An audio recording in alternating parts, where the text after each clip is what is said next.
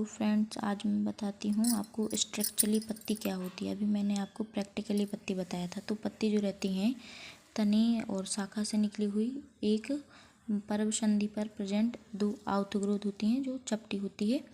और ये इसका जो हरा रंग रहता है प्रकाश संश्लेषण की क्लोरोफिल की उपस्थिति के कारण होता है। और ये प्रकाश संश्लेषी अंग होते हैं, मतलब अपना भोजन स्वयं बना सकती हैं। और ये पत्ती की संरचना देखी जाए तो पत्ती जो रहती है 3 पार्ट से मिलकर हुई बनी रहती है।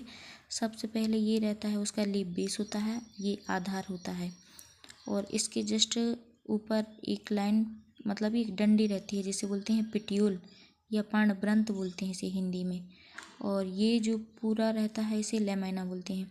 किसी किसी में जो रहता है पिट्यूल एब्सेंट रहता है, किसी किसी में प्रेजेंट रहता है। तो जिसमें प्रेजेंट रहता है उसे पिट्यूलेट बोलते हैं, जिसमें एब्सेंट रहता है उसे सेजाइल बोलते हैं। और जो लेमाइना रहता है ये मुख्य भाग होता है। इसमें ये वेनिसन पाया जाता है। इसमें एक मिडरिप पाई जाती है जिससे बहुत सारी वेनलेट्स निकली हुई रहती हैं।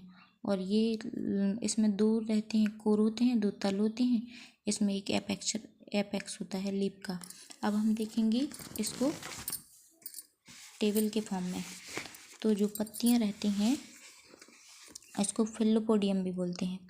पत्ती जो रहती है वो 3 पार्ट से मिलकी हुई बनी रहती है, जिसे लीफ बेस को बोलते हैं हाइपोपोडियम।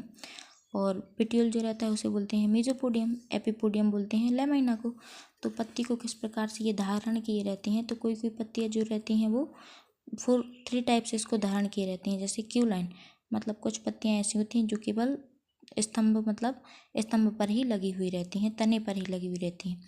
कुछ पत्तियाँ ऐसी होती हैं जो तने पर भी रहेंगी और शाखा पर भी लगी रहती हैं, जैसे मैंगो की पत्ती। और कुछ पत्तियाँ ऐसी होती हैं जो भूमिगत तनों से निकलती रहती हैं, जैसे प्याज की पत्ती। अब